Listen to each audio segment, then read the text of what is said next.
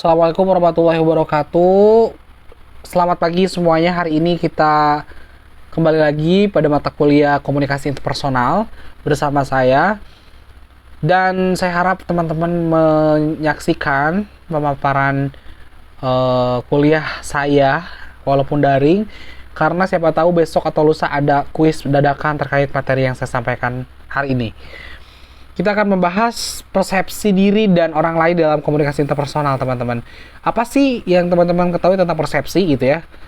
Persepsi itu bisa diterjemahkan atau bisa diartikan sebagai tindakan menyusun, mengenali, dan menafsirkan informasi yang ditangkap oleh sensoris, oleh mata, oleh telinga, dan sebagainya, guna memberikan gambaran dan pemahaman tentang lingkungan di sekitar kita atau konteks komunikasi apa yang terjadi saat itu gitu ya. Kita menyusun, mengenali, menafsirkan.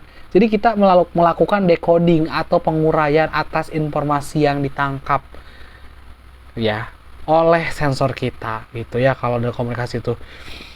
Kemudian apa aja yang akan kita bahas pada pertemuan kali ini? Ada 4 tentang diri di dalam komunikasi interpersonal, juga persepsi dan pembentukan kesan, serta yang terakhir adalah manajemen kesan. Nah, kita ngomongin konsep diri. Ngomongin konsep diri itu apa sih diri itu gitu ya. Jadi diri itu di sini bisa dikatakan sebagai gambaran tentang siapa Anda gitu ya, konsep diri itu.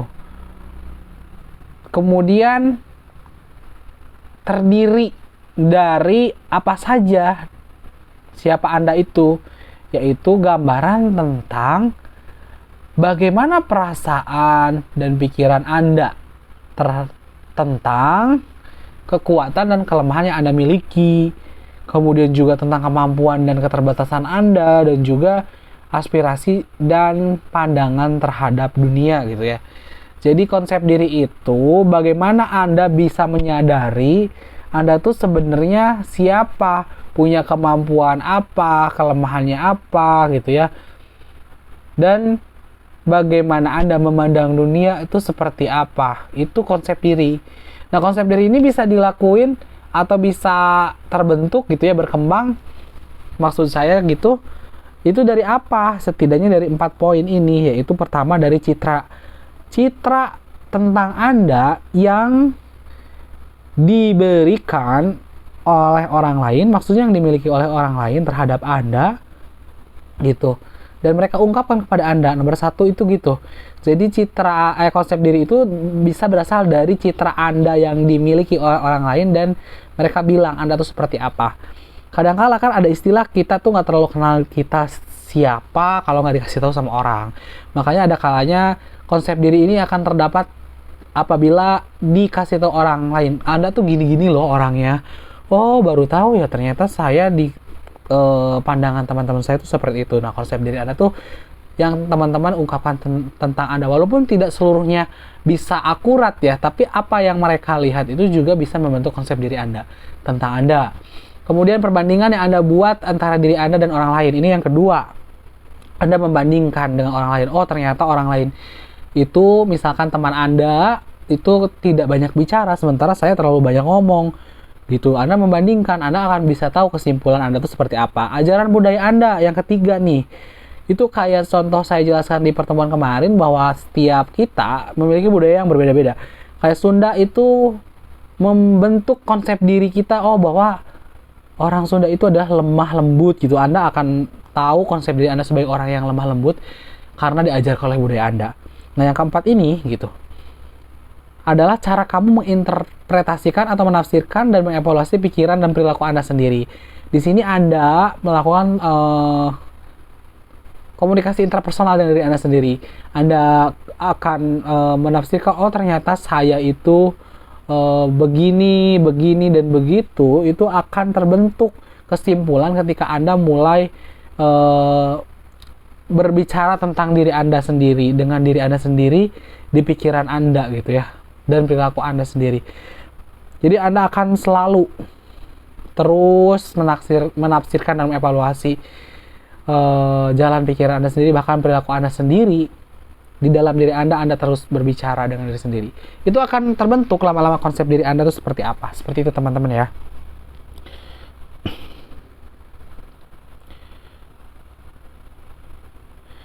Contohnya juga ketika orang bereaksi kayak yang evaluasi diri itu, yang keempat ini contohnya adalah ketika Anda melihat reaksi teman Anda gitu ya terhadap perilaku Anda akan menafsirkan dan mengevaluasinya. Ketika ada orang yang ketika berbicara di depan Anda menutup mulut, oh berarti mulut saya tuh bau gitu ya, baru tahu.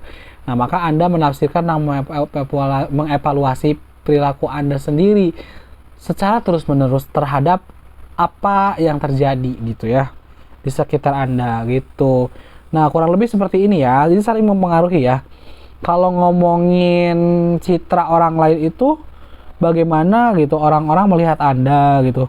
Kalau membandingkan dengan orang lain, bagaimana saya membandingkan saya sendiri dengan kelompok teman saya gitu. Dan begitu pun seterusnya. Ajaran budaya itu mengajarkan saya untuk berperilaku seperti apa gitu ya. Dan juga ada evaluasi dan interpretasi diri Anda itu seperti apa gitu. Anda menafsirkan Anda seperti apa. Ini saling berkaitan. Semuanya membentuk yang dinamakan konsep diri itu. Nah, kemudian ngomongin yang kedua gitu ya. Ngomongin tentang di sini adalah kesadaran diri, teman-teman. Kesadaran diri itu apa sih? Yaitu kesadaran diri di sini ya. Sejauh mana Anda mengenali diri sendiri gitu. Intinya itu. Memahami bagaimana konsep diri Anda berkembang adalah salah satu cara untuk meningkatkan kesadaran diri Anda. Semakin Anda memahami tentang mengapa Anda memandang diri Anda seperti itu gitu, semakin Anda memahami siapa diri Anda, maka kesadaran diri Anda itu semakin terbentuk. Nah, kalau ngomongin kesadaran diri gitu ya, sebenarnya ada 4 bagian dari diri Anda itu. Kesadaran diri itu dijelaskan dengan model 4 dari jendela kiri dan kanan ya, kita lihat. Ini namanya model Johari gitu ya. Menekankan bahwa beberapa aspek diri bukanlah bagian yang terpisah, tapi merupakan bagian interaktif dari keseluruhan. Setiap bagian saling bergantung satu sama lain seperti komunikasi interpersonal. Nah, model diri ini bersifat transaksional. Apa aja sih bagian dari diri kita yang 4 itu yang kita sebenarnya harus sadari gitu. Pertama adalah open self, diri yang terbuka. Anda ya, ini tuh masuknya kepada bagian diri Anda yang diketahui oleh orang lain. Untuk diketahui oleh orang lain. Jadi ada informasi tentang diri sendiri, tentang diri Anda yang kamu dan orang lain tahu gitu. Kadang-kadang kan kita ngebuka informasi yang apa nih yang harus dibuka ketika di kampus, di kelas, semua orang lain tahu gitu ya.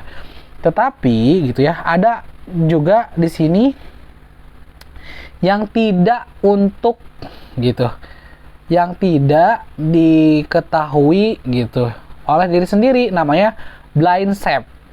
Blind self ini informasi tentang diri Anda sendiri yang Anda tidak tahu, tapi orang lain tahu. Contohnya Anda tuh baru ngeh ketika dikasih orang lain gitu ya. Kamu tuh misalkan terlalu egois dan tidak mau menang sendiri, tidak mau kalah dan inginnya menang sendiri kalau berargumentasi. Selama ini tuh nggak ada yang ngasih tahu Anda seperti itu, tapi ternyata ketika ada yang ngasih tahu Anda baru menyadarinya gitu kan. Contoh itu ya. Kemudian juga ada yang hidden self gitu ya. Informasi yang tidak diketahui oleh orang lain, tetapi gitu ya, kamu tahu gitu. Jadi kamu menyembunyikan itu. Jadi kita bermain apa namanya istilahnya tuh, kayak bermain panggung belakang. Hanya Anda sendiri yang tahu masalah di paling privacy di kehidupan Anda, tetapi Anda mengkeepnya ini benar-benar untuk diri sendiri. Tidak untuk orang lain, dan orang lain itu tidak tahu. Jadi hanya Anda tahu sendiri. Misalkan Anda sebetulnya adalah seseorang yang memiliki misalkan kebiasaan aneh gitu ya, atau kebiasaan yang nyeleneh dan Anda keep itu sendiri dan orang lain tidak tahu tentang itu. Nah, ada juga yang bagian diri Anda itu ada yang keempat nih, namanya unknown self gitu. Informasi tentang diri Anda sendiri yang tidak diketahui baik sama diri Anda sendiri bahkan juga oleh orang lain. Kok bisa seperti itu gitu? Ada informasi yang tidak diketahui oleh Anda bahkan orang lain gitu. Ya, itu bisa saja terjadi, teman-teman. Nah, karena gitu ya. Ini terkadang diri yang tidak diketahui ini terungkap melalui perubahan sementara yang disebabkan oleh kondisi eksperimen khusus seperti hipnosis gitu ya. Atau apa, jadi itu baru taunya muncul dengan ada contoh-contoh stimulus atau rangsangan tertentu di luar kendali kita. Nah, contoh kalau kita di hipnosis gitu ya, di hipnosis itu kita akan muncul sisi lain kita gitu. Pokoknya ada trigger tertentu yang membuat diri Anda itu sisi lainnya muncul dan Anda baru sadar, oh ternyata saya tuh gini gitu ya. Contoh mungkin yang paling sederhana tuh bisa dikasih contoh di poin Anda ternyata akan sangat marah gitu ya kalau ada orang lain yang membahas gitu tentang keluarga atau menyebut keluarga. Anda baru tahu itu gitu ya, baru sadar bahwa Anda tidak suka ketika orang lain membahas tentang keluarga, ketika ada orang lain yang menanyakan tentang keluarga Anda, misalkan keluarga kamu gimana gitu, apakah baik-baik saja. Nah, fakta di sini kamu tidak suka dibahas tentang keluarga itu baru tahu ketika ada orang yang nanyain itu. Jadi intinya ini berdasarkan proses tahunya tuh nanti Anda baru tahu bahwa selama ini ada bagian diri Anda yang tidak diketahui, bahkan orang lain pun tidak tahu itu. Oke ya, bisa dipahami. Kemudian kita ngomongin di sini di bawahnya itu ada tumbuh ya dalam kesadaran diri gitu. Gimana caranya gitu? Pertama, Anda bisa menanyakan diri sendiri gitu ya, tentang diri sendiri. Jadi kayak ngomong sama diri sendiri gitu, saya tuh sebenarnya seperti apa. Nah, itu ada baiknya gitu ya, berkaca, bercermin untuk berbicara dengan diri sendiri dan justru mempertanyakan dalam diri ini bahwa saya ini orangnya seperti apa. Itu bisa loh, saya ini seperti apa ya, dan itu akan ada jawaban tersendiri dari dalam diri Anda yang menjawabnya, kemudian menerjemahkannya gitu. Nah, di sini Anda akan tumbuh kesadaran diri Anda. Juga bisa dengan mendengarkan orang lain gitu ya, kesadaran diri itu. Nah, Anda akan sadar konsep diri Anda seperti apa tuh dengan mendengarkan orang lain seperti yang tadi saya bilang di awal. Kemudian juga aktif mencari informasi tentang diri Anda gitu. Anda bisa aja cari tahu ke orang lain, kayak bertanya misalkan di permainan truth or dare, ketika misalkan panahnya itu ke orang lain, Anda tanya untuk jujur deh kepada saya, pendapat kamu tentang saya itu apa, baiknya, jeleknya apa. Nah, Anda akan bisa tahu dan lihat dirimu yang berbeda. Kamu juga kadang-kadang perlu memandang diri kamu dari sisi yang berbeda. Jangan terlalu mempercayai apa-apa yang selama ini gitu ya kamu yakini dan orang lain bilang tentang kamu. Kamu harus bisa menemukan sisi lain dalam diri kamu yang berbeda dan kamu bisa semakin meningkatkan kesadaran diri gitu ya. Kemudian juga di sini juga yang terakhir, tingkatkan diri Anda yang terbuka. Increase your open self. Juga Anda harus membuat diri Anda semakin terbuka terhadap masukan orang lain. Jangan sampai ada orang yang gak mau ya dikasih tahu orang lain Anda seperti apa tuh gak masuk. Jadi dia seakan-akan dirinya itu gak ada masalah, gak ada problem sama sekali. Padahal ini gak baik sih gitu. Anda harus terbuka.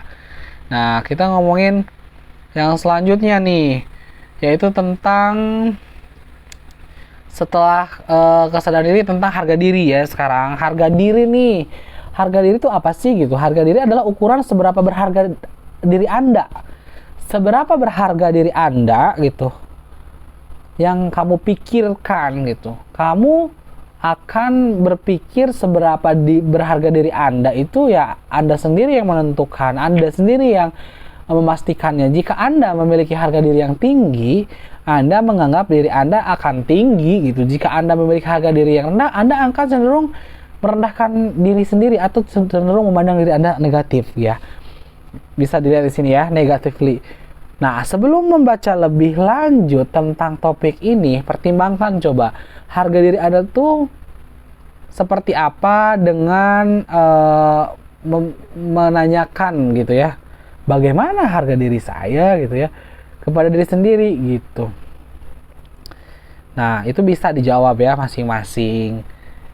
Nah, kalau udah ketemu jawabannya nih, oh harga saya tuh berharga atau enggak, oh saya tuh cenderung kurang bermanfaat, useless, no lab. Ada yang bilang gitu kepada dirinya sendiri gitu ketika ngomongin bagaimana harga diri Anda, atau gini simpelnya tuh, kamu tuh orang yang seperti apa ya gitu ya. Konteksnya dalam hal ini lebih ke positif atau negatif gitu. Nah, ketika mempertanyakan bagaimana self esteem Anda akan bisa melihat diri Anda sendiri, menyaksikan diri Anda sendiri, memandang diri Anda sendiri. Paham mungkin ya? Anda merasa nyaman nggak dengan diri Anda yang seperti sekarang ini? Atau Anda kadang-kadang sering ngerasa insecure gitu, sering ngerasa pengen jadi orang lain gitu. Anda sering tidak bisa mampu melakukan apapun yang Anda ingin capai, atau sebaliknya gitu. Anda merasa sudah percaya diri dengan diri Anda sendiri gitu ya. Gitu ya. Anda sudah merasa bahwa Anda itu jadi diri sendiri gitu. Tidak mesti jadi orang lain, dan Anda merasa bahwa Anda terlahir unik dengan keunikan Anda sendiri. Anda akan menjadi orang yang tampil lebih percaya diri, lebih baik ketika Anda seperti itu. Tapi sebaliknya, Anda akan jadi pesimis ketika Anda melihat harga diri Anda itu rendah gitu. Nah, ketika Anda berpikir sukses, kemungkinan besar Anda bisa sukses loh. Tetapi kalau sebaliknya, ketika kamu berpikir kamu bisa gagal, bisa saja gagal, maksudnya Anda selalu berpikir, aku mah nggak bisa apa-apa nih, pasti gagal kalau ngelakuin sesuatu. Nah, Anda cenderung pasti Anda akan gagal gitu. Jadi ya begitulah, ngomongin harga diri itu bagaimana Anda menghargai diri sendiri gitu. Apakah Anda benar-benar menganggap diri Anda ini berharga atau tidak gitu. Nah, berikut ada 5 saran nih untuk meningkatkan harga diri gitu ya, dengan pertanyaan-pertanyaan di bawah ini. Nah, yang biru ini langkah-langkahnya. Yang pertama, Anda harus ngerusak ya, atau menyerang kepercayaan atau keyakinan tentang diri sendiri yang destruktif. Jadi Anda harus menghancurkan keyakinan yang merusak diri sendiri. Kadang-kadang gitu ya, di dalam diri ini selalu ada keyakinan-keyakinan yang Anda miliki tentang diri Anda yang tidak produktif atau membuat Anda lebih sulit untuk mencapai tujuan Anda, percaya atau tidak. Contohnya misalnya gini ya, ada beberapa keyakinan yang cenderung terbukti merusak diri sendiri. Di bawah ini lihat. Pertama, the belief that you have to be perfect. Jadi Anda tuh suka punya keyakinan Anda harus sempurna. Jadi kayak perfeksionis gitu, menyebabkan Anda tuh coba tampil di tingkat yang lebih tidak realistis di tempat kerja, mungkin di sekolah dan rumah. Sesuatu yang kurang dari kesempurnaan tidak dapat diterima oleh Anda. Jadi Anda tuh ingin selalu terlihat sempurna. Sehingga gitu ya, Anda tuh sebenarnya sedang berusaha ingin tampil di sesuatu keadaan yang tidak mungkin tercapai karena ini nggak realistis. Anda ingin selalu terlihat perfect, misalkan dengan baju-baju yang bagus, yang dipandang orang. Nah, baju yang bagus, yang enak dipandang orang tuh yang seperti apa? Karena ini nggak realistis, karena semua itu relatif gitu. Ingin selalu sempurna di mata kuliah, ingin A semua gitu. Sementara Anda ini hanya manusia biasa gitu ya. Ada saja faktor-faktor yang membuat mungkin Anda dapat nilai B atau C gitu ya. Jadi jalanin saja. Nah, ini kalau Anda udah bisa ngerusak perfeksionis Anda bisa mungkin lebih menghargai diri Anda sendiri. Kemudian yang kedua ya, the belief that you have to be strong. Anda merasa bahwa Anda ini tuh kuat gitu ya. Anda mampu melakukan apapun, beban gitu ya, semua dipikul sendiri gitu ya. Padahal Anda nih manusia biasa yang memiliki kelemahan dan emosi yang rentan gitu. Kadang bisa juga sedih gitu, kayak bisa kesepian, bisa salah gitu ya. Jadi nggak usah ngerasa saya kuat dan saya itu pasti bisa melakukan semuanya dengan benar gitu. Pasti Anda juga kadangkala bisa juga terjatuh dalam kesalahan gitu ya. Dalam kesedihan boleh menangis, laki-laki boleh menangis, boleh sedih, boleh merasa kesepian, membutuhkan orang lain juga tidak apa-apa. Nah, Anda akan merasa Anda lebih bisa menghargai diri Anda sendiri ketika ini dibiarkan mengalir begitu saja. Kemudian yang ketiga, the belief that you have to please others. Jangan jadi people pleaser. People pleaser tuh kayak selalu ingin menyenangkan orang lain. Bahwa Anda misalkan harus gitu ya, orang lain tuh senang dengan Anda harus jadi yes man yang segala mengiyakan kalau diajak kemana-mana. Ini nggak usah kayak gitu, capek. Jadi hargai diri Anda sendiri. Ketika Anda merasa nggak harus bilang oke, tapi bilang tidak ya tidak saja. Kalau Anda tidak mau ya sudah gitu ya. Jangan terlalu memaksakan diri ini memenuhi ekspektasi orang lain, karena orang lain juga tidak akan menghargai sepenuhnya apa yang Anda lakukan terhadap mereka. Jadi tidak usah seperti itu. Nah, kemudian keyakinan bahwa Anda harus bergegas. Jangan memaksa juga untuk melakukan sesuatu dengan cepat, untuk mencoba melakukan lebih dari yang dapat diharapkan secara wajar dalam jumlah waktu tertentu. Itu nggak boleh juga. Jadi harus kayak sesuai kemampuan Anda aja. Kalau Anda bilang ini bisanya seminggu, jangan kayak harus beres dalam waktu 3 hari. Mungkin Anda akan mengorbankan banyak energi dan waktu dalam mengerjakan sesuatu. Ukurlah sesuai kemampuan Anda gitu. Jadi ada waktunya, ada kalanya Anda harus bisa mengatur waktu Anda. Kemudian keyakinan yang merusak selanjutnya, yang terakhirnya adalah kepercayaan atau keyakinan Anda harus mengambil tanggung jawab lebih dari yang dapat diharapkan untuk ditangani oleh satu orang. Ini juga nggak boleh ya. Ini karena Anda itu ya harus menyelesaikan satu persatu apa yang menjadi tanggung jawab Anda. Ya satu misalnya selesaikan ya. Jangan sampai mengambil tanggung jawab lebih gitu, nggak boleh. Nah, ini solusi yang pertama tuh kan tadi bilang langkah untuk bisa menghargai diri sendiri itu adalah untuk menghancurkan keyakinan yang merusak. Nah, keyakinan yang merusaknya itu ada 5 poin ya, saya udah sebutin. Kemudian yang kedua nih, yang warna biru kedua adalah berteman dengan orang yang nursing gitu. Nursing tuh yang bergizi, artinya tuh yang isinya tuh nggak toksik gitu, yang selalu membuat Anda bisa tumbuh kembang baik gitu. Yang namanya gizi itu membuat Anda lebih baik, lebih sehat secara mental gitu ya. Itu juga penting untuk bisa menghargai diri Anda sendiri. Kalau Anda berteman dengan yang toksik, mungkin Anda merasa selalu direndahkan, dihina, dan Anda akan merasa diri ini kurang berharga gitu ya. Nah, harga diri ini kan penting. Bekerjalah gitu ya. Yang kedua nih, yang ketiga maksud saya, work on project that will result in success. Jadi Anda harus juga bekerja pada sebuah proyek yang akan menghasilkan kesuksesan. Mungkin artinya di sini kalau Anda bisa melakukan sesuatu sesuai kemampuan Anda dan ini akan berhasil, Anda akan lebih menghargai diri Anda sendiri. Kayak Anda kalau mengerjakan sesuatu yang sulit, akhirnya gagal, mungkin Anda akan menyalahkan diri Anda sendiri. Jadi kerjakanlah sesuatu yang mudah menurut Anda gitu ya. Dan tentunya ini masuk kepada saran yang selanjutnya adalah mengingatkan diri sendiri tentang kesuksesan. Ketika Anda ketika menemukan sebuah kerjaan yang terlalu sulit gitu ya, Anda percaya bahwa segala sesuatu itu pasti tidak selamanya selalu gagal atau selalu sulit.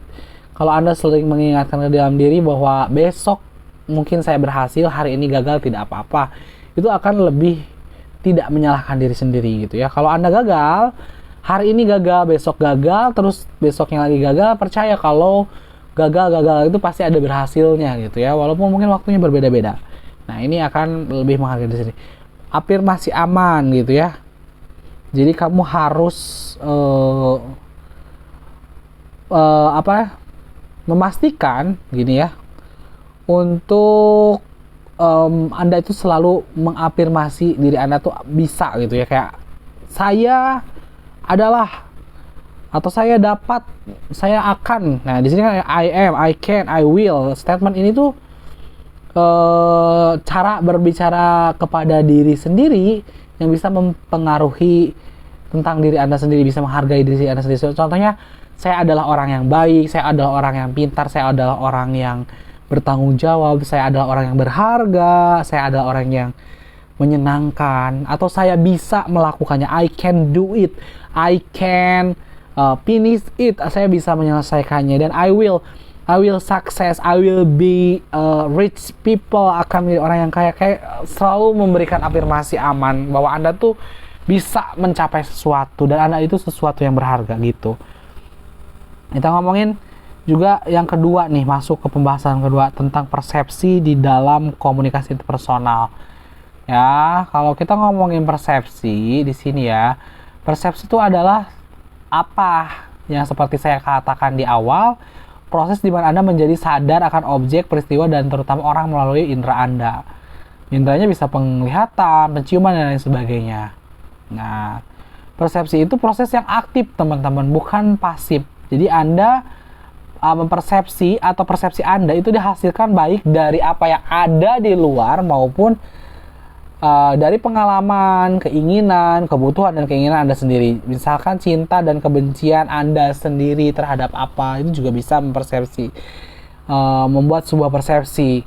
Nah, pesan yang Anda kirim dan dengarkan akan tergantung pada bagaimana Anda melihat dunia, pada bagaimana Anda menilai sesuatu situasi tertentu, pada apa yang Anda pikirkan tentang diri Anda dan orang-orang yang berinteraksi dengan Anda. Gitu. Jadi persepsi interpersonal di sini kaitin persepsi dalam komunikasi interpersonal itu merupakan rangkaian proses yang berkesinambungan yang menyatu satu sama lainnya. Nah, tahapannya itu ada 5, teman-teman. Ada merasakan gitu. Kemudian merasakan ini gitu ya adalah dengan stimulasi. Anda merasakan yaitu dengan stimulasi, merasakan dari indera-indera yang tadi saya sebutkan, semacam menerima rangsangan gitu ya. Yang kedua, mengatur rangsangannya dalam beberapa cara, atau bisa katakan step 2 atau stage 2, organization, mengorganisasi itu kayak menjadi apa gitu ya. Contoh, kita ngomongin dari stimulasi dulu deh biar paham. Nah, stimulasi itu rangsangannya yang Anda dapat. Misalkan Anda mendapat input apa, informasi seperti apa, Anda akan mengorganisasinya kepada masuk ke tahapan kedua. Oh, ini tuh adalah kejadian ini gitu ya. Anda akan merasakan bahwa ketika Anda mendengarkan kesedihan tuh, oh ini tuh informasi yang seperti ini adalah kesedihan.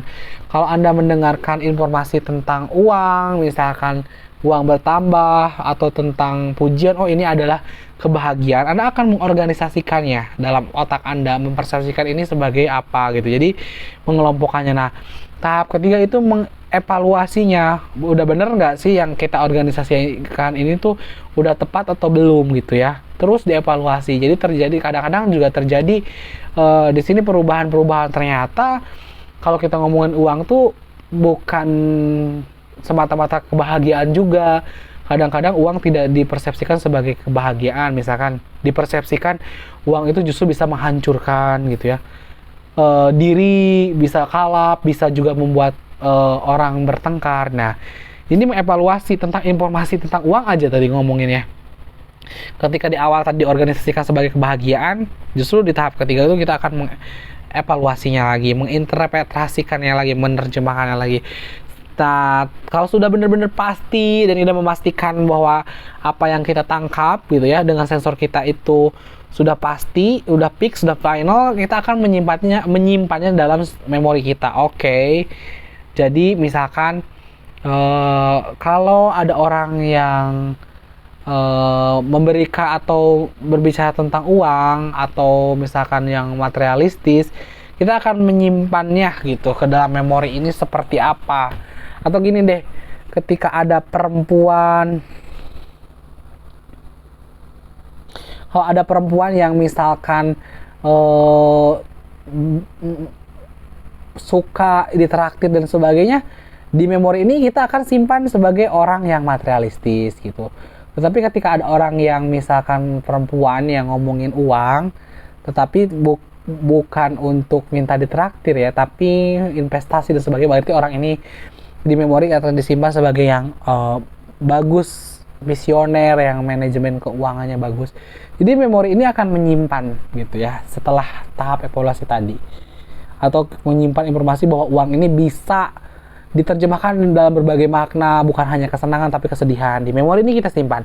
Dan yang tahap 5 adalah mengingatnya. Maksud mengingatnya itu adalah ketika ada kejadian serupa di masa lalu, kita akan mengingat, oh ini tuh sebagai sesuatu yang seperti ini gitu. Jadi ketika ada, contohnya ketika ada perempuan yang chatting di awal-awal udah kayak, aduh aku nggak punya pulsa nih, itu kita akan nginget, oh ketika dulu aja tuh ada kejadian kayak gini gitu ya, ini cewek ini materialistis, pasti kedepannya udah pasti materialistis gitu. Ini tahap mengingat tuh kayak gitu teman-teman. Nah paham ya, tahapan-tahapan persepsi itu ada 5 gitu. Nah kita ngomongin yang selanjutnya adalah pembentukan kesan nih. Pembentukan kesan di sini kita ngomongin apa sih proses pembentukan pesan itu. Nah di sini ada sebenarnya gitu, untuk membentuk kesan itu ada beberapa tahapan ya. Di sini ada yang pertama self-fulfilling prophecy, juga ke bawah masih ada sekitar 5 lagi, ada 6 di sini.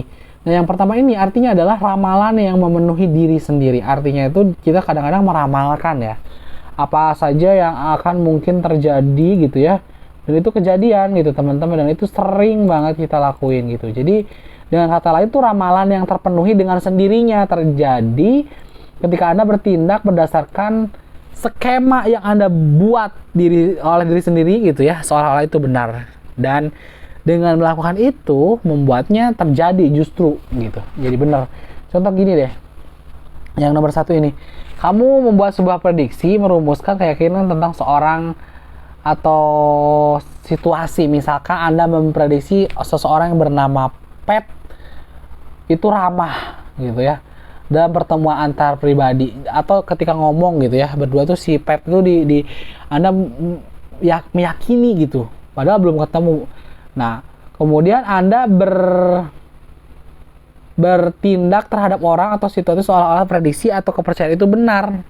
Nah bisa juga Anda seperti itu. Ini bukan tahapan sih sebenarnya ya, lebih kepada bisa dengan 4 cara maksudnya tuh. Kalau yang pertama tuh membuat prediksi, dan kedua Anda bertindak gitu seakan itu benar, dan ketiga itu bertindak seolah-olah kepercayaan itu benar.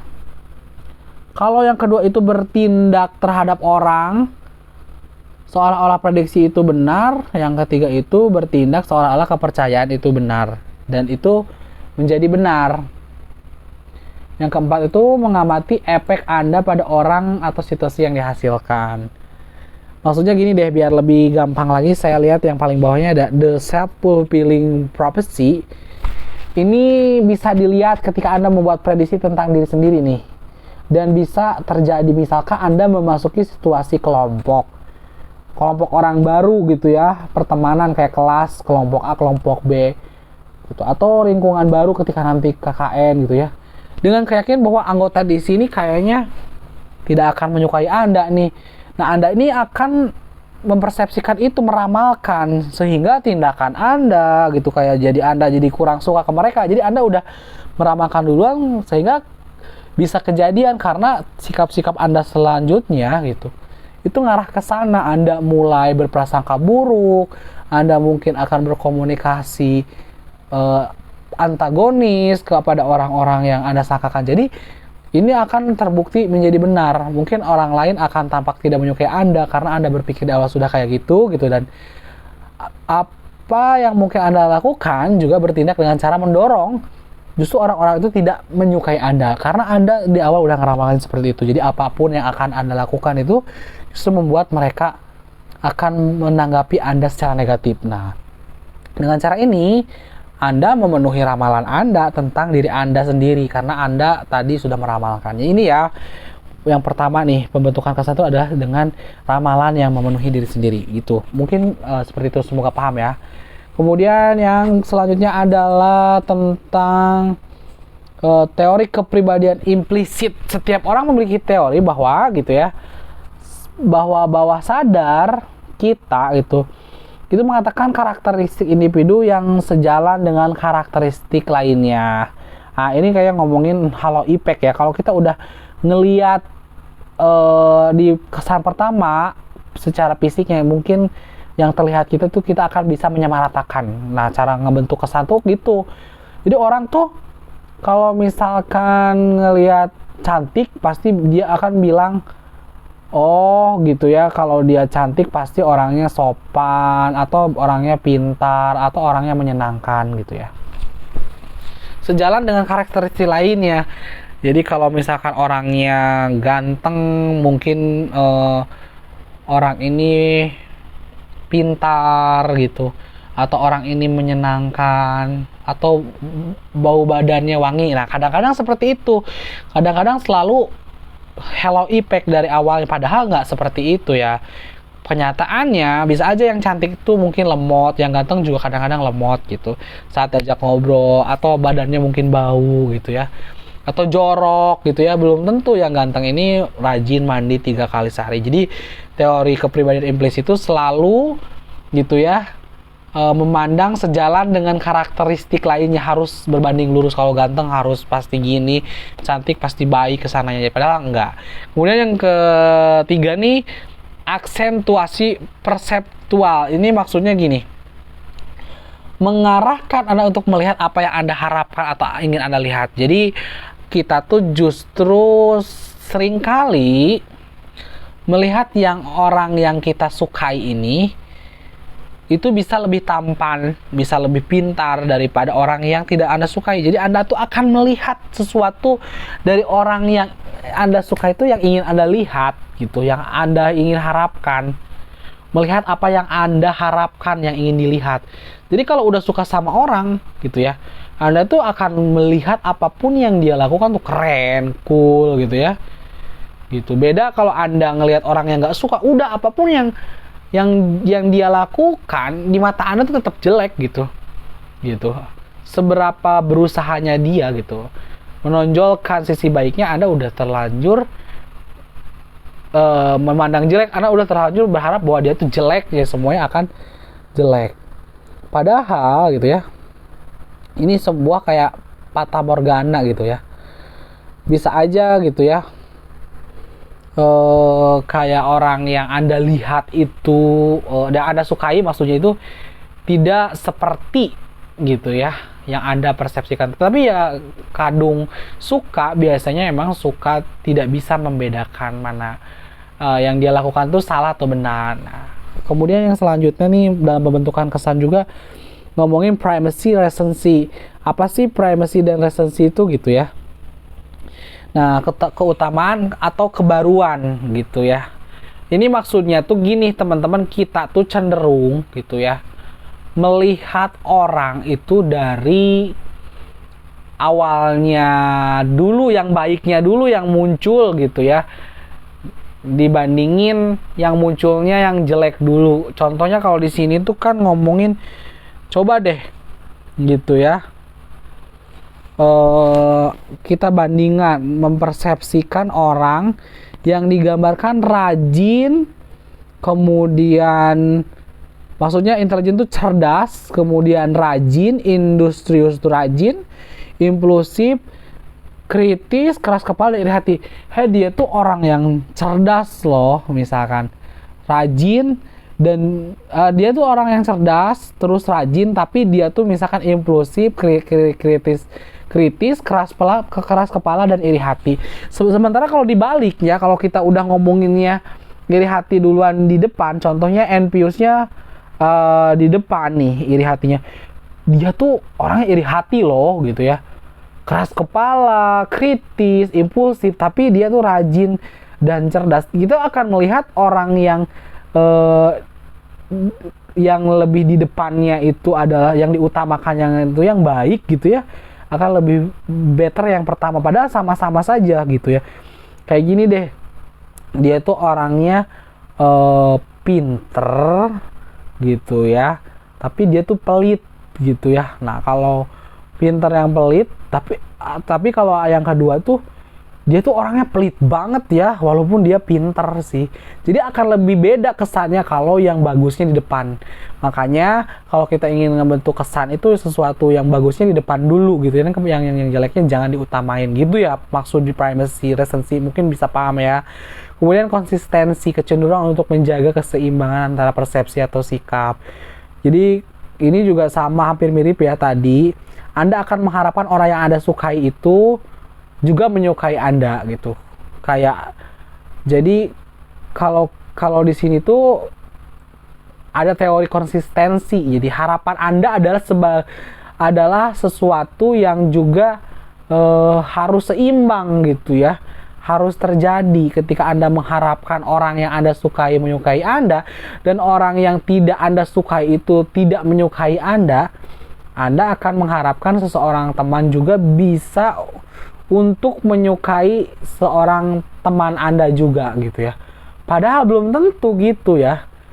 Jadi kadang-kadang kita kalau suka sama orang tuh berharap orang itu juga suka sama kita. Jadi konsisten kan.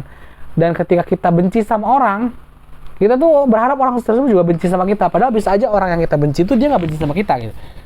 Dan ketika kita menyukai seorang teman gitu ya, Anda berharap gitu ya, teman Anda yang lain juga suka sama dia, padahal nggak mesti gitu ya. Ketika Anda suka sama teman A, Anda punya teman B, dan teman A sama B ini nggak mesti gitu hal yang menyukai. Dan Anda tidak menyukai seorang musuh, maka Anda akan mengharapkan musuh Anda juga tidak menyukai Anda, padahal belum tentu, kata saya bilang. Jadi asumsi ini sebenarnya tidak kritis ya, bahwa seorang konsisten dapat menyebabkan Anda mengabaikan atau mengubah persepsi yang tidak konsisten dengan gambaran Anda tentang orang tersebut. Jadi justru di sini Anda tidak berpikir kritis dan selalu menyamaratakan setiap kondisi gitu ya. Bahwa Anda di sini tuh mengabaikan bahwa seseorang itu nggak mesti seperti itu. Jadi selalu menyamaratakan dengan harapan. Jadi dengan konsistensi ini cenderung seperti itu kesannya itu ya. Nah, yang atribusi kontrol nih menunjukkan bahwa cara lain di mana kita membentuk kesan adalah melalui atribusi kontrol. Jadi atribusi kontrol tuh terhadap kontrol yang dimiliki oleh orang tersebut tuh apakah dia punya kendali atau tidak. Ini akan membentuk kesan sendiri loh. Contohnya di sini kasus ya, reason 1, reason 2. Ada orang yang terlambat gitu ya, datang ke sebuah pertemuan. Yang alasan yang pertama tuh, saya tidak bisa melepaskan diri dari pemandangan pantai. Ketika dia di pantai, saya benar-benar ingin mendapatkan kulit yang bagus berjemur, sehingga saya telat datang gitu. Jadi dia datang telat tuh karena dia sebenarnya memang tanggung gitu, sedang berjemur gitu, ingin mendapatkan kulit yang coklat, makanya dia datang terlambat. Tapi alasan yang kedua, coba kita lihat reason yang kedua. Dia bilang, saya sedang mengemudi di sini sehingga saya melihat beberapa anak kecil merampok pasangan tua. Saya putus dan membawa pasangan itu pulang. Gitu. Maksudnya gini, saya sedang mengemudi ketika ke perjalanan. Nah, ada pasangan orang tua yang dirampok gitu ya.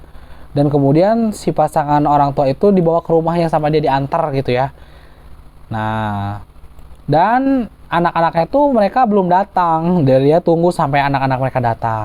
Dan HP-nya gitu, dia mati karena kehabisan baterai sehingga tidak bisa memberitahu Anda. Nah, artinya dia nggak punya kontrol kan kejadian tersebut.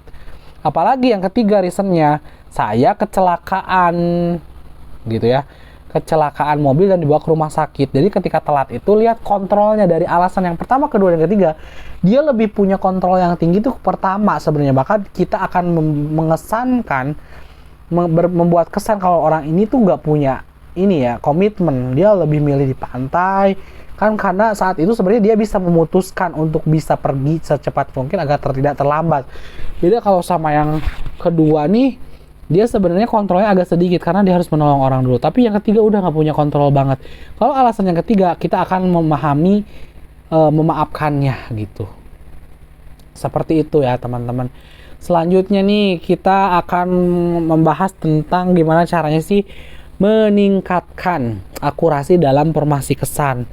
Ini sih lebih ke ini ya, tadi itu ngomongnya apa yang ya masih formasi kesan sih. Analisis yang pertama, analisis kesan gitu ya.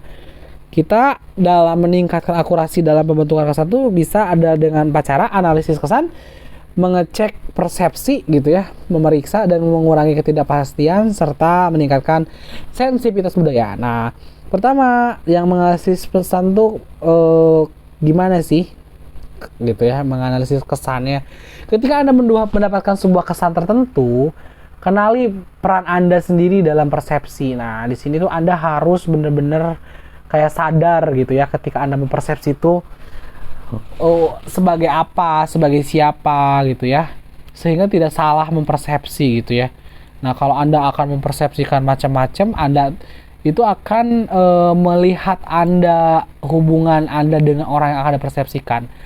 Contoh ketika Anda janjian nih dengan orang yang kenalan gitu ya, dan agak sedikit terlambat, kalau Anda mempersepsikannya terlalu jauh, itu Anda tuh tidak ada apa ya namanya, tidak ada kepantasan untuk terlanjut. Ketika Anda sudah menjadi seorang pacar, ketika pacar Anda telat, itu baru bisa mempersepsikan ke arah yang lebih jauh lagi gitu ya.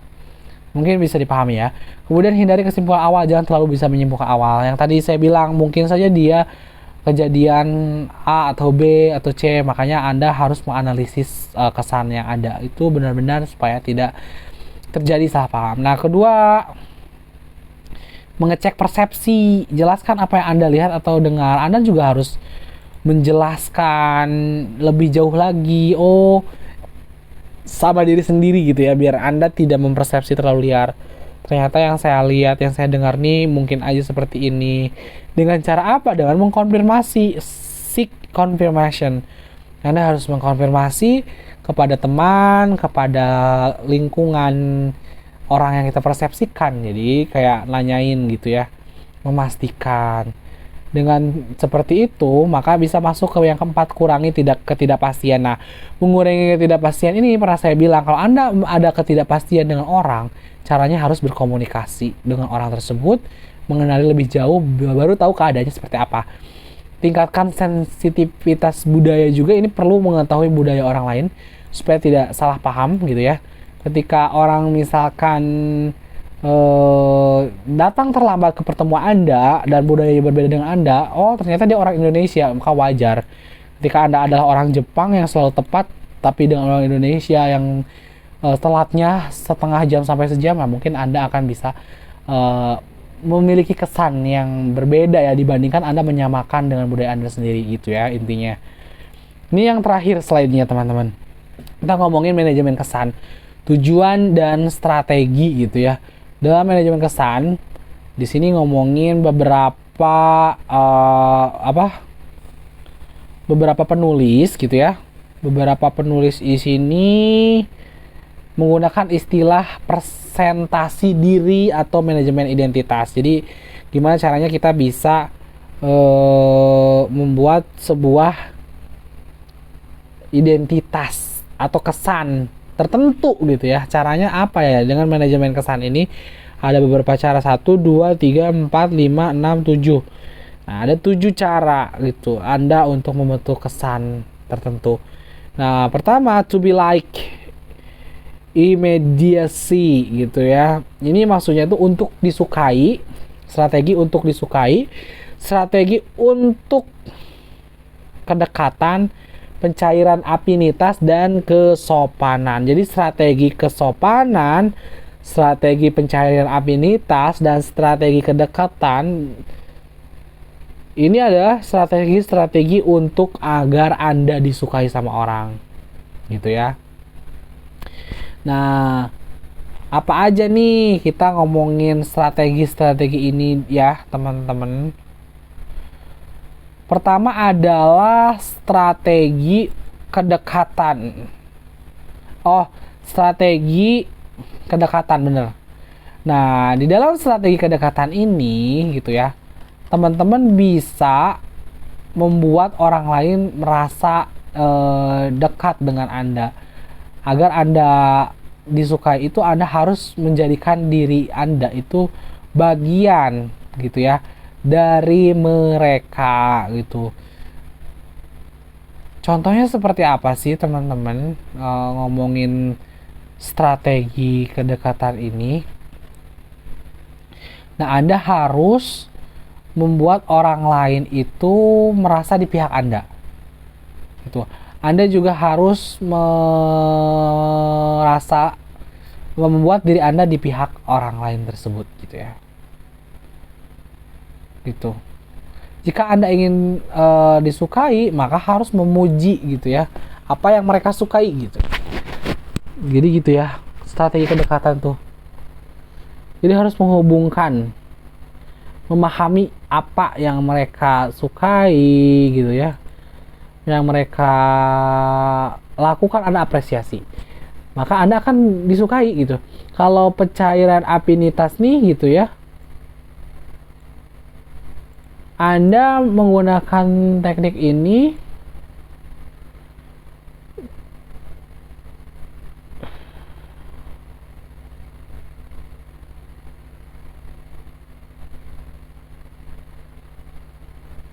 harus membuat orang lain lebih terbuka tentang dirinya, mendorong orang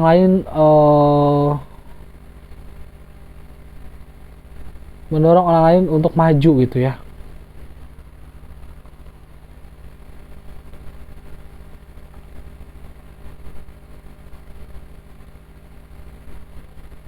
Contohnya di sini membantu orang lain gitu ya agar cair gitu, kayak pencairan afinitas tuh. Kemudian juga Anda harus menampilkan diri Anda senyaman mungkin, sesantai mungkin saat dengan orang tersebut. Jadi jangan mendominasi gitu ya. Ini harus cair gitu. Nah, Anda juga harus setara dengan orang yang Anda ajak ngobrol, jangan terlalu ketinggian gitu ya. Ini pencairan afinitas, jadi harus cair pokoknya situasinya. Kemudian yang ketiga, politeness strategi, itu strategi kesopanan. Anda harus menampilkan wajah yang positif gitu ya, harus ramah sehingga gitu ya Anda akan terlihat lebih positif di mata orang lain dan dianggap sebagai orang yang baik gitu ya. Strategi kesopanan itu Anda harus menjadi orang yang terlihat baik ya, pokok intinya tuh Anda harus punya poker face atau pack gitu ya. Untuk ya tadi kan strategi di sini adalah untuk membuat kesan kan, caranya ya agar Anda disukai ya mau nggak mau harus terlihat ramah. Tapi kalau Anda punya wajah negatif gitu ya, Anda akan ya dianggap negatif, dianggap Anda ingin sendiri gitu ya, individualis gitu ya, tidak mau berurusan dengan orang lain gitu ya. Kalau Anda kurang ramah tuh seperti itu. Kemudian strategi untuk membuat kesan yang selanjutnya adalah untuk dipercaya nih. Untuk dipercaya itu ada strategi kredibilitas. Anda harus menyombongkan kredibilitas Anda sebagai apa. Jadi ketika Anda ingin dipercaya orang di poin tertentu, Anda harus ngungkapin siapa Anda, latar belakangnya apa. Misalkan ada sebuah keadaan di mana butuh seseorang yang bisa menjadi penyiar radio saat itu karena penyiar utamanya nggak ada misalkan. Anda kan ketika bilang saya nih bisa loh ngegantiin penyiar saat itu, ya Anda dengan cara strategi kredibilitas Anda menunjukkan kredibilitas Anda dengan berbicara Anda itu lulusan ilmu komunikasi misalkan, dan kepakaran Anda ada di bidang broadcasting atau jurnalistik, Anda senang berbicara. Di sini Anda menunjukkan dengan bukti-bukti gitu ya bahwa Anda itu lulusan ilmu komunikasi di mana, misalkan di ilmu komunikasi di Unma karena Anda juga berasal dari Majalengka dan sebagainya. Gitu, jadi Anda menunjukkan itu untuk dipercaya ya. Pokoknya kalau Anda tidak menunjukkan poin-poin yang mendukung tujuan Anda agar dipercaya di poin itu, Anda akan susah gitu dipercaya. Makanya harus menyombongkan diri sedikit di poin ini. Kemudian yang selanjutnya adalah gitu ya, kita ngomongin untuk membuat kesan itu misalkan dengan untuk apa ya di sini, untuk gimana caranya ketika kita membuat kesalahan, kesalahan tersebut itu biar termaafkan. Nah, manajemen kesalahannya tuh seperti ini teman-teman caranya. Jadi ketika kamu mempunyai kesalahan itu ada dengan self handicapping strategi, yaitu strategi ya memaafkan diri sendiri. Jadi memaafkan kesalahan itu dengan handicapping. Contohnya gini, ketika bukan kesalahan ya, failure itu kegagalan. Untuk memaafkan kegagalan, Anda menggunakan strategi memaafkan diri sendiri. Atau dalam konteks ini adalah ketika mungkin Anda mengalami kesulitan ingin melakukan sesuatu besok hari gitu ya, kondisinya tuh ya Anda membuat hambatan untuk membuat kejadian atau tugas besok itu menjadi tidak mungkin, sehingga Anda ketika gagal itu akan menyalahkan kegiatan yang tadi malam. Jadi gini contohnya biar lebih gampang ya. Besok tuh ada ujian. Nah, ketika ujian tuh pasti mungkin gagal. Misalkan udah tahu Anda tuh bakal gagal karena Anda merasa sulit. Nah, untuk mendukung ini gitu, Anda harus menggunakan strategi handicapping. Jadi malamnya itu Anda pergi ke pesta gitu ya. Ya. Kemudian mabuk-mabukan sampai larut malam, dan hingga ketika besok gagal, Anda tidak menyalahkan diri sendiri tapi menyalahkan kegiatan malam. Oh, saya gagal karena saya semalam itu saya ini gitu ya, pesta gitu, capek, makanya saya kurang persiapan, jadi wajar sih saya gak lolos di tes ini. Atau ketika Anda batal puasa tuh ya, nah self handicapping itu dengan cara ya udah saya mah nggak akan sahur gitu ya, udah tahu nggak akan sahur nih karena besok juga mau ngebatalin puasa. Gagal puasa Anda tidak akan menyalahkan Anda, tapi nyalah itu nggak sahurnya gitu ya, bisa dipahamin. Kemudian yang selanjutnya secure help. Secure help ini lebih ke mengamankan bantuan ya, kayak maksudnya di sini strategi mencela diri sendiri. Anda agar dapat kesan gitu ya bahwa Anda itu orang yang ingin ditolong, kadang-kadang Anda menyalahkan diri sendiri. Aduh, saya tuh gak bisa loh memperbaiki saluran itu gitu ya, saluran air gitu maksudnya. Duh, saya tuh bodoh banget ya, bener-bener gak ngerti teknis. Jadi kita kan kadang-kadang suka ngerendahin diri sendiri agar mendapat kesan bahwa kita tuh emang gak bisa dan bisa mendapatkan pertolongan orang lain. Kadang-kadang kita suka ngegoblok-goblokin diri sendiri. Duh, saya gak tahu, saya bodoh amat ya. Maksudnya saya goblok amat ya, masa gini aja nggak bisa. Coba teman-teman lihat, saya gini aja nggak bisa, coba ada yang bisa nggak? Nanti kan ada yang nolongin. Nah, ini tuh untuk membuat kesan kita kayak lemah dengan cara mencela diri sendiri gitu ya. Kemudian menyembunyikan kesalahan. Nah, ini nih strategi pemantauan diri dengan cara strategi pemantauan diri. Kalau tadi untuk mengamankan bantuan tuh untuk mencari bantuan, yaitu secure help agar mendapatkan bantuan, Anda menyalahkan diri sendiri. Strategi menyalahkan diri sendiri gitu, membodoh-bodohi diri sendiri. Kalau ini nih untuk menyembunyikan kesalahan, strateginya adalah Anda dengan memantau diri sendiri.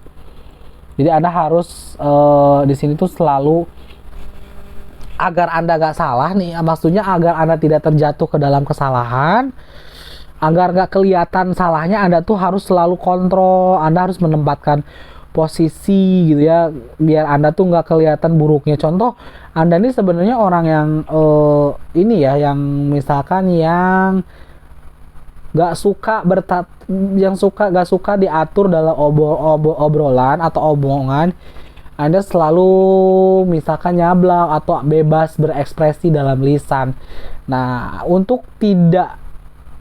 menyembunyikan poin itu, ketika Anda bertemu misalkan dengan wanita yang ingin Anda sukai, yang ingin Anda kejar, yang Anda sukai, atau rekan kerja, rekan bisnis, agar bisnis Anda goal, nah agar terlihat Anda ini sebagai orang yang baik, maka Anda mengontrol ucapan-ucapan Anda yang biasanya Anda berkata kasar, ceplas-ceplos. Anda di sini menyembunyikan faults Anda atau kelemahan Anda gitu ya. Jadi memonitoring, strateginya selalu terus mengontrol diri sendiri agar tidak kelepasan tadi, agar tidak yang aslinya keluar.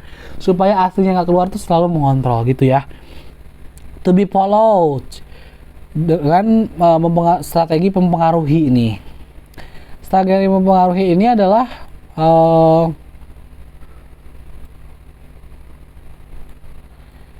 ya Anda harus membuat orang melihat Anda itu sebagai seorang apa?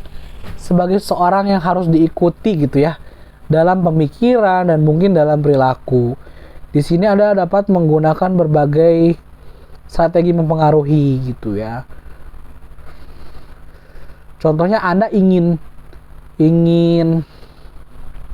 diikuti di bidang apa, misalkan di bidang passion, atau mau nggak mau Anda harus membuat sebuah trendsetter gitu ya, mempengaruhi orang bahwa Anda tuh benar-benar paham di poin ini gitu ya. Jadi ini gampang lah ya dipahami.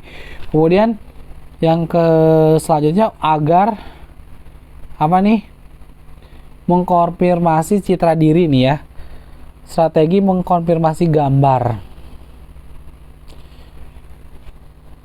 Ya, kadang-kadang Anda berkomunikasi untuk mengkonfirmasi gambaran diri Anda itu seperti apa. Misalkan jika Anda melihat diri Anda sebagai orang yang suka berpesta gitu ya, Anda akan menceritakan lelucon, mencoba menghibur orang yang dengan cara itu gitu.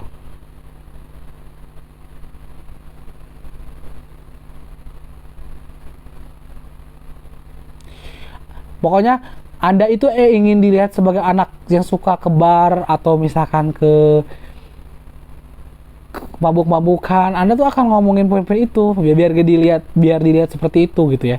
Kalau Anda pengen dilihat seperti orang yang pinter, mungkin Anda lebih serius ngobrolnya, ngomongin ilmu pengetahuan dan sebagainya. Jadi untuk mengkonfirmasi gambaran diri ini, Anda selalu ngobrol yang arahnya agar Anda dipersepsikan jadi apa, ya pasti obrolannya seputar arah-arahnya situ. Kalau Anda ngobrolin tentang perburungan, Anda akan dikenal sebagai, oh ini mah bandar burung gitu. Oh ini mah bandar narkoba kalau Anda sering ngomongin obat-obatan. Ini kan juga contoh ya. Jadi intinya seperti itu. Jadi itulah teman-teman, manajemen kesan itu dengan cara yang 7 ini ya. Caranya dengan yang 7 ini yang saya jelaskan, dan ini sekaligus mengakhiri pertemuan kita teman-teman. Itu saja yang ingin saya sampaikan di pertemuan kali ini, semoga bisa dipahami ya. Terima kasih. Akhir kata saya ucapkan wabillahi taufiq wal hidayah. Assalamualaikum warahmatullahi wabarakatuh.